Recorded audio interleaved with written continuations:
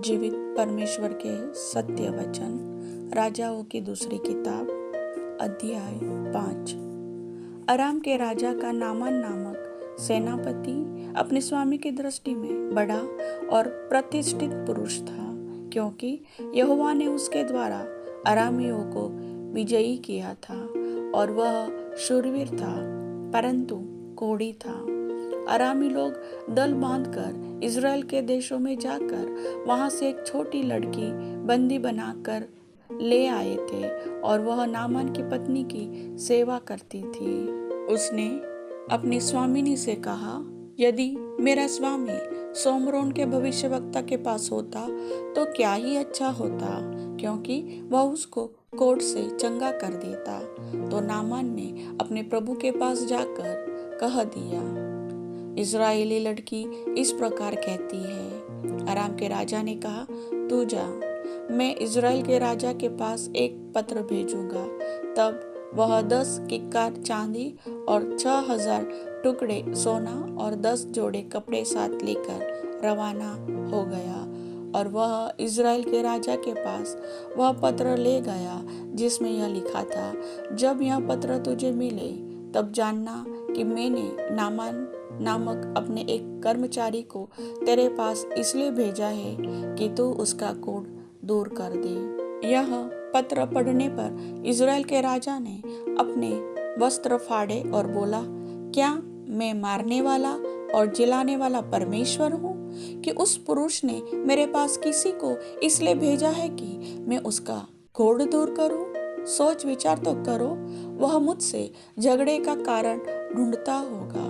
यह सुनकर कि इज़राइल के राजा ने अपने वस्त्र फाड़े हैं, परमेश्वर के भक्त एलीशा ने राजा के पास कहला भेजा, तूने क्यों अपने वस्त्र फाड़े हैं? वह मेरे पास आए, तब जान लेगा कि इज़राइल में भविष्यवक्ता है। तब नामान घोड़ों और रथों समेत एलीशा के द्वार पर आकर खड़ा हुआ। तब एलीशा ने एक दूत से उसके पास यह कहला भेजा, तू जाकर यरदन में 7 बार डुबकी मार, तब तेरा शरीर ज्यों का त्यों हो जाएगा और तू शुद्ध होगा। परंतु नामान क्रोधित हो यह कहता हुआ चला गया, मैंने तो सोचा था कि अवश्य वह मेरे पास बाहर आएगा और खड़ा होकर अपने परमेश्वर यहोवा से प्रार्थना करके कोढ़ के स्थान पर अपना हाथ फेरकर कोढ़ को दूर करेगा। दमिश्क की अबाना और परपर नदियां इज़राइल के सब जलाशयों से उत्तम नहीं हैं? क्या मैं उनमें स्नान करके शुद्ध नहीं हो सकता हूँ? इसलिए वह क्रोध से भरा हुआ लौटकर चला गया।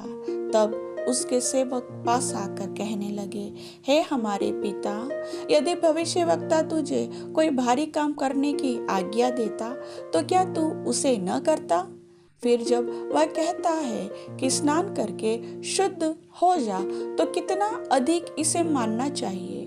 तब उसने परमेश्वर के भक्त के वचन के अनुसार यरदन को जाकर उसमें 7 बार डुबकी मारी और उसका शरीर छोटे लड़के का सा हो गया और वह शुद्ध हो गया।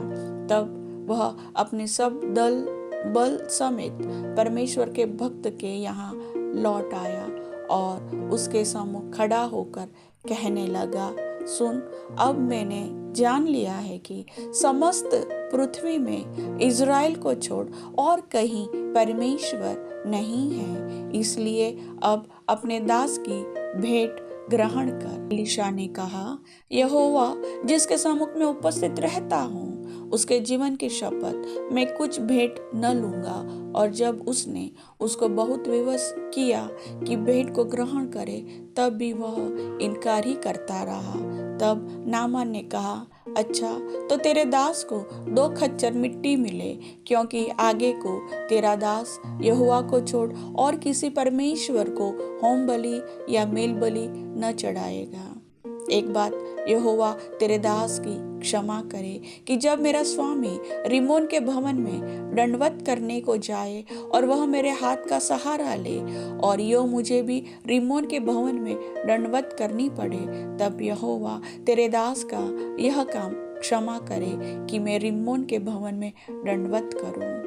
उसने उससे कहा, कुशल से विदा हो। वह उसके यहाँ से थोड़ी दूर चला गया था कि परमेश्वर के भक्त एलीशा का सेवक गेजी सोचने लगा, मेरे स्वामी ने तो उस अरामी नामन को ऐसा ही छोड़ दिया है कि जो वह ले आया था उसको उसने न लिया, परंतु यहोवा के जीवन की शपथ, मैं उसके पीछे दौड़कर उससे कुछ न कुछ ले लूंगा।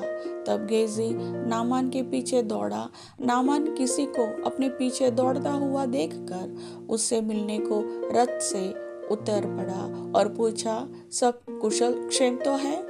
उसने कहा, हाँ सब कुशल है, परंतु मेरे स्वामी ने मुझे यह कहने को भेजा है, एप्रैम के पहाड़ी देश से भविष्यवक्ताओं के दल में से 2 जवान मेरे यहाँ अभी आए हैं, इसलिए उनके लिए 1 किक्कार चांदी और 2 जोड़े वस्त्र दे। नामान ने कहा, खुशी से 2 किक्कार ले लो। तब उसने उससे बहुत विनती करके 2 किक्कार चांदी अलग थैलियों में बांधकर 2 जोड़े वस्त्र समेत अपने 2 सेवकों पर लाद दिया और वे उन्हें उसके आगे आगे ले चले। जब वह टीले के पास पहुंचा तब उसने उन वस्तुओं को उनसे लेकर घर में रख दिया और उन मनुष्यों को विदा किया और वे चले गए। और वह भीतर जाकर अपने स्वामी के सामने खड़ा हुआ। एलीशा ने उससे पूछा, हे गेजी, तू कहाँ से आता है? उसने कहा, तेरा दास तो कहीं नहीं गया। उसने उससे कहा, जब वह पुरुष इधर मुंह फेर कर तुझसे मिलने को अपने रथ पर से उतरा, तब से वह पूरा हाल मुझे मालूम था। क्या यह समय चांदी या वस्त्र या जैतून या दाख की बारियां, भेड़ बकरियां, गाय बैल और दास दासी लेने का है? इस कारण से नामन का कोढ़ तुझे और तेरे वंश को सदा लगा रहेगा। तब वह हिमसा श्वेत कोढ़ी होकर उसके सामने से चला गया। प्रभु वचन के सुनने वाले सभी भाई बहनों को आशीष दे। आमीन।